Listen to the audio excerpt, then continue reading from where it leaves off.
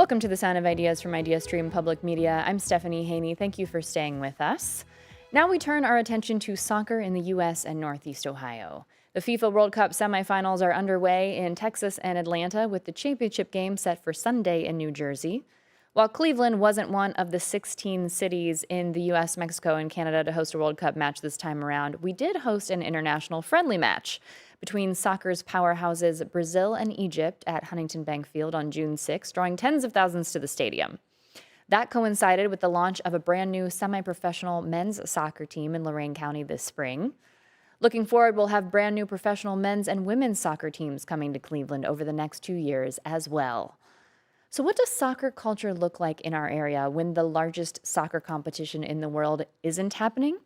With me in studio to talk about Northeast Ohio's appetite for what the Europeans call football, we have Andrew McDonald, chair of the Lorain County Leviathan Football Club. Andrew, welcome. Hi, how are you? Appreciate you being here. We also have with us Gina Prodan Kelly, Chief Marketing Officer of the Cleveland Soccer Group and co-founder of the Cleveland Astra Women's Professional Soccer Team. Gina, welcome. Happy to be here. Also with us, we have Chris Lewis, Director of Marketing and Communications for the Greater Cleveland Sports Commission. Chris, welcome. Welcome. Thank you for having me. Thanks so much. Also with us, Jason Lansdale, President of Offside Marketing, who worked with Chris to coordinate watch parties for the Brazil and Egypt match. Jason, welcome. Thanks, Stephanie. Good morning. If you want to be a part of this conversation, you can give us a call at 866-578-0903. You can also email us at soi@ideastream.org, or you can message us on Instagram at The Sound of Ideas. And Andrew, you just brought a semi-professional soccer team to Lorain County. Wrapped up your first season with the USL League Two. Why Lorain County for the team?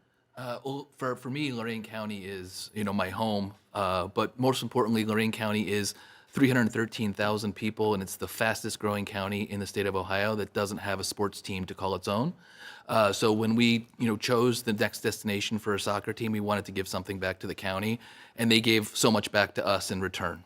And did you time this up intentionally, the launch of your team, with the FIFA World Cup? No, nothing I do is intentional. It strictly was luck of the draw. A happy accident. Yes. And also many, many years and months in planning that Yes, brought to this point. absolutely. I think all of us at this table have been doing this since we were 2 or 3 years old in the back of our head. So it's just a matter of actually getting the chance to execute. And Gina, next year, Cleveland Soccer Group will launch its men's Major League Soccer Next Pro team for City Cleveland. Yes. Then in the spring of 2028, the women's team, Cleveland Astra, will start competing in the brand new WPSL Pro League. How long has this been coming? Tell us a bit about the process. Cleveland Soccer Group started in 2022, and that started with Michael Murphy realizing that Cleveland was the last top 20 market without professional soccer. And we secured that team and then went all in on trying to get an NWSL team. So NWSL, for anyone who's not familiar with the pyramid, is the top of the pyramid. And that team ultimately went to Denver. But we didn't stop there because we got so much traction with that campaign. We got 16,000 season ticket deposits from people who really wanted to see women's professional soccer. So we looked at the landscape and tried to find something that was going to solve the problem of bringing women's sports to cities like ours. And that's how we got involved in WPSL Pro. And we're really excited to be not only part of adding a team to the league, but shaping what the future of women's soccer can look like. And certainly an appetite for that. We did see a women's dedicated sports bar that was here in Northeast Ohio. We know that organization, the W Sports Bar, is looking for a new home right now, and we should see that sometime soon. But how do you feel about this moment right now for women's sports particularly? So I don't remember exactly how many days, but as the Men's World Cup wraps up on Sunday, the countdown begins for the Women's World Cup, which will be in June of next year. And we begin this incredible cycle of the Women's World Cup. Then we have the Olympics, 2 back-to-back summer events that always bring like a wave of women's soccer fans. And we're excited to be part of that. But then in 2031, the United States will have the Women's World Cup as well. So I think that in Cleveland and across the country, we're going to see really great growth and really amazing excitement and passion around the women's game. And we want to see it grow, not just in terms of fandom, but being able to see more teams and more women having jobs as soccer players. Okay. Now, Jason, your marketing firm focuses exclusively on soccer. Correct. Tell us about the soccer culture here in Northeast Ohio. For a lot of folks who may not think we have a culture, we do. I think the best evidence of that is the three folks sitting here, seeing what was happening in Lorain County. We're getting the men and women's team. We have great organizations like the Greater Cleveland Sports Commission, who's been able to bring several U.S. women's friendlies to back-to-back CONCACAF Gold Cups, and then, as you mentioned at the top of the newscast, the Egypt-Brazil match. Between those, and then also we've got a huge culture here for the English Premier League. So if you think of teams like Liverpool, Arsenal, Manchester United, multiple supporter groups across Greater Cleveland and Northeast Ohio. I saw the U.S. women's national team play here. I think it was in 2019, if my memory serves me correctly, at Brown Stadium. Yes. Okay, I was thinking that was pre-COVID. That's kind of how we mark things in our minds, pre and post-COVID. Chris, I want to ask you, people may not realize, as Jason was just alluding to there, that the Greater Cleveland Sports Commission has to compete to bring major sporting events to our area. You had to bid to get that international friendly match here between Brazil and Egypt. Again, that was on June 6th at Cleveland Brown Stadium. So why is it important for our area to win these kinds of bids and bring these kinds of things to Northeast Ohio? Right. So what we do with the Greater Cleveland Sports Commission, we really try to bring in different types of sporting events to Cleveland, where it's not always basketball, football, baseball. So bringing something like soccer to Cleveland is something that I think it's a little bit more unfamiliar, especially bringing international teams like Brazil and Egypt. It was just an amazing experience to witness soccer live for that. So it's great for the community. It's also great for people outside the community to come to Cleveland and experience the events as well. So drawing events like that also draw people back to Cleveland to come here and witness those soccer events. So what goes into it? How did we win that bid? What did you have to do? Yeah, so usually bids take quite a few years. Even like right now, we're bidding for events in the 2030s. So it's pretty far down the road when we do these bids. And like you said in the beginning, we didn't get the World Cup games. So that was when the process started of like, what can we get with a friendly? Really started when the Columbus Crew hosted Miami a couple years ago with Lionel Messi coming. That was really the starting point of like Huntington Bank Field and how many people we can fill that stadium with. That was over 60,000 people that attended that event. So that really showed there was a passion for soccer. Cleveland loves soccer. They're coming to the stadium, buying those tickets. And it's also just us hosting massive events previously. So I hosted the NFL Draft, MLB All-Star Game, Women's Final Four. So we can show here in Cleveland that we can host major events and pull them off successfully. So that really helped us with our bid, with getting this friendly of like, all right, we can do major events. We have great partners like the Hazelton Sports Group, where they're giving us that stadium to host the event and pulling that off. And then we just really help market and promote that event, where we got so many people that came. So over 64,000 people came to that June 6th game, which was great. And 60% of those ticket sales were from Northeast Ohio, which again really showed us how many people in Cleveland really love the game of soccer. But another 25% came from neighboring cities like Detroit, Pittsburgh, Buffalo, and stuff like that.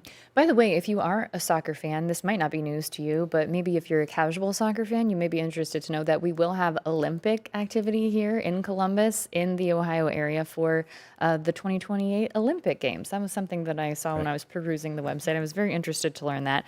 Back to winning the bid here, Chris. I have to ask you one more question about this, because I'm told the grass wasn't the grass that we usually have in the stadium. Tell me about that for the friendly game. So that was a pretty big process. So everybody who's watching World Cup games, the grass doesn't look like NFL grass where we play our football here in the States. So Huntington Bank Field had to remove the turf field that the Browns play on and bring in some grass that was grown actually out in New Jersey. So that was about 600 rows of sod that was brought in and lay down, and then when he had to stripe the field. So again, the stadium op crews at Huntington Bank Field did a great job. They're not really familiar with doing a soccer field, but it looked great. We were able to fit that field into the stadium. But yeah, it was definitely an experience. It was a different type of grass. It was more like a Bermuda type grass. So it was a really big undertaking, but it looked great once it was done. Meanwhile, I can't even get grass to grow in my backyard. You're putting up whole soccer stadiums here. Andrew, this brings me to the question of where does the Lorain County Leviathan Football Club play? How did that come into play? Yeah, so we have a great story. We actually play in a baseball stadium. So we play at Forefront Field, which a lot of people know as Crusher Stadium. And that's quite a process. 87 hours on average is the total man hours that it takes to kind of switch that from a baseball stadium into a soccer stadium. But we remove the pitching mound, which turns out weighs over 3,000 pounds and comes out in 6 different Jeez. pieces. Then we remove the bullpens, and then we have to paint the field. And then if baseball is the next day, we have to power wash all that paint off and have it ready for baseball the next day. So it turns out to be a great stadium, very intimate. We average just under 2,000 people a game, and they're like right on the field. So it was the perfect venue for us, but sometimes you have to kind of turn something that was built for something else into something for soccer. Very interesting there. I'm going to want the number of your power washer, by the way, before we leave here, because I got some stubborn stains I'd like to get off some siding. Okay, Gina, where will Forest City Cleveland and the Cleveland Astro games happen? We'll be playing in a stadium that has yet to break ground, but we hope to any day. In downtown Cleveland, the location will be diagonally across the street from Progressive Field, and if anyone is familiar with the Fire Museum, it's right next to that. Okay. Is there a backup plan if the stadium isn't ready next August when the Forest City Cleveland starts playing? Yes, we've identified a number of sites that we can use as backup. And it's not just a matter of, oh, well, we'll just go play there, but how do we take advantage of taking the show on the road and really bringing soccer to different communities? And I think that while we would prefer to have control over, all of the environment, if that's the route that we go, we really want to take advantage of just being able to be in as many communities as possible. And so we've taken alongside the daily planning we do on the stadium front, we have spent that time to look at what communities have a facility that we could modify easily without taking use away from the community, but making sure that we're in the places that make it easy and accessible to get there. I know a couple people who have some experience with Yes. that. In case you Could use some grass it's fit for soccer. Sure. Well, there has been a lot of excitement over World Cup soccer. We know yesterday Spain beat France to advance to the finals. This afternoon, England and Argentina will play to determine which teams go to the championship game. That'll be on Sunday. There have been watch parties around the area. We have a call now in from Janice Contreras. She's the president and CEO of the Northeast Ohio Hispanic Center for Economic Development. Central Via 25 is a project of that center. Janice, Central Via 25 has hosted some watch parties. We'd love to hear you tell us a bit about that. Hi, thank you for having me. The excitement around the FIFA games have been incredible. And obviously at Centro Villa, we have done our best to really create an environment where folks could come and share and enjoy the games. We hosted a watch party on June 21st in collaboration. It was sponsored by FIFA. So it's pretty incredible to get that level of attention here in Cleveland in collaboration with the city of Cleveland, and had over 500 folks come to Centro Villa to watch the games. And so we're hoping that momentum will continue this weekend as we get close to the finals, and just super excited to really have these watch parties here in Cleveland. Yes, we didn't get the games, but our community embraces soccer.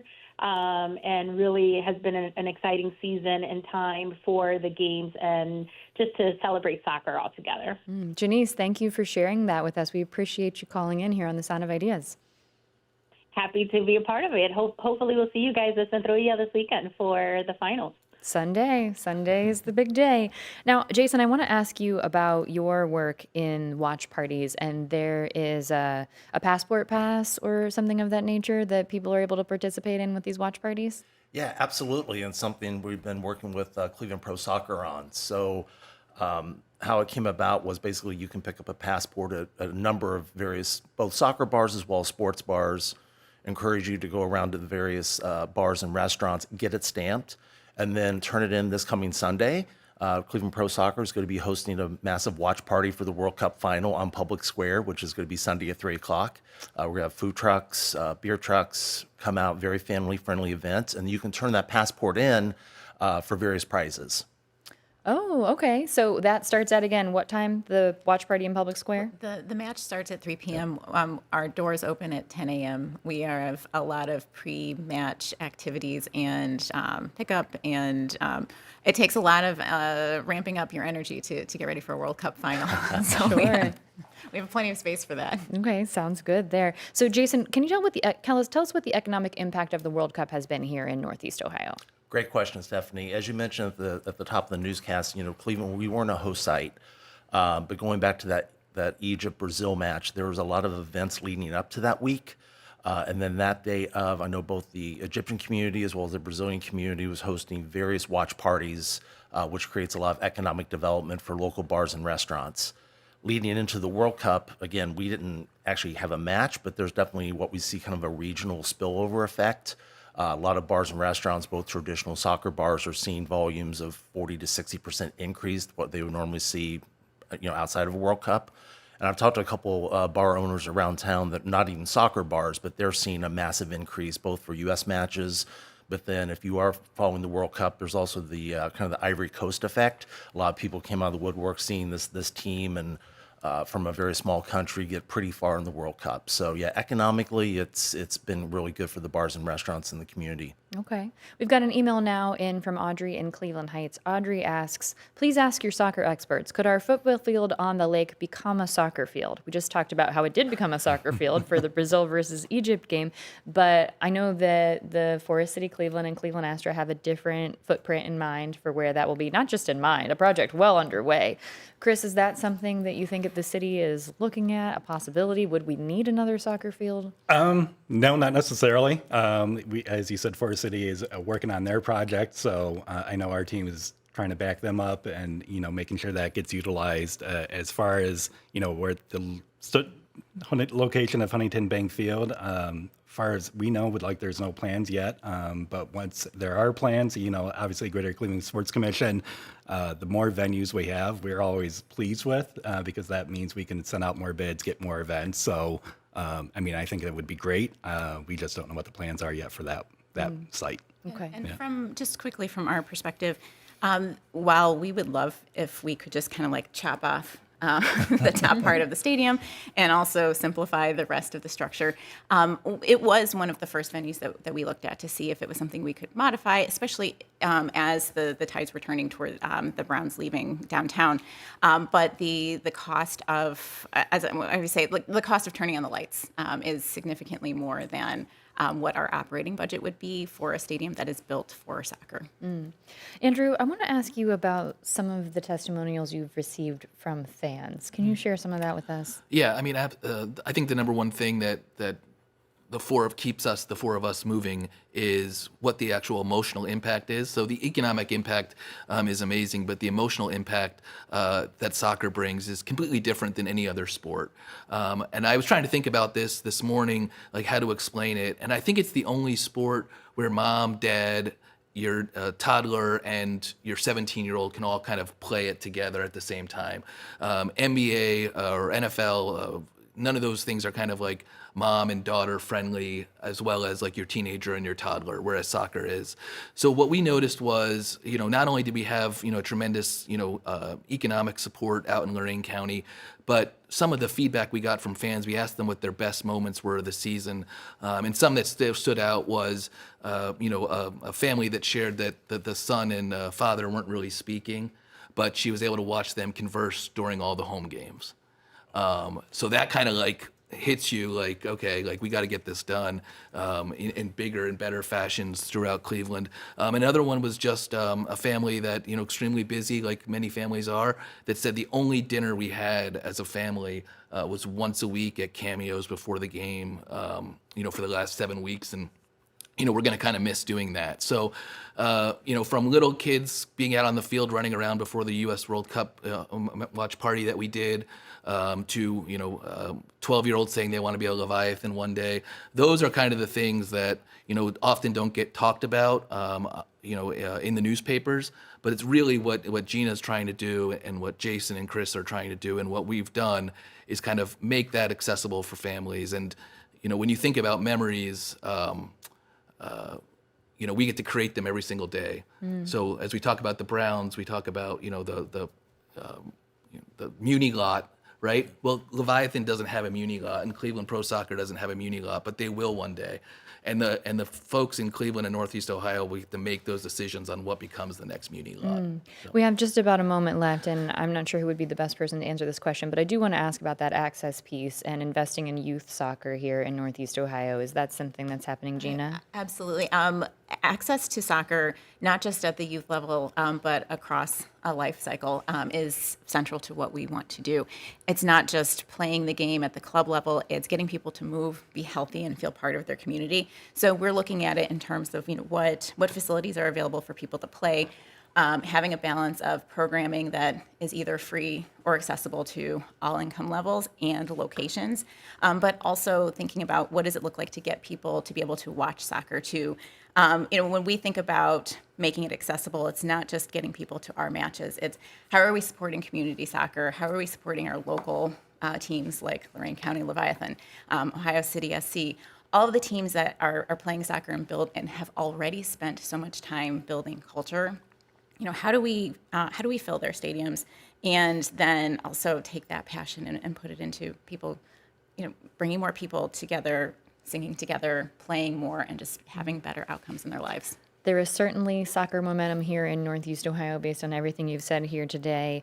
The Greater Cleveland Sports Commission, I know, has bid on the 2031 Women's World Cup, so fingers crossed there. We'll see what happens. I want to thank our panel for participating with us today. We have Andrew McDonald, chairman of the Lorain County Leviathan Football Club. Andrew, thanks. Thank you. Gina Prodan Kelly, Chief Marketing Officer for the Cleveland Soccer Group and co-founder of the Cleveland Astro Women's Professional Soccer Team. Thanks, Gina. Thank you. Also, Chris Lewis, Director of Marketing and Communications for the Greater Cleveland Sports Commission. Thank you, Chris. Thank you. And Jason Lansdale, President of Offside Marketing. Jason, thank you. Thank you.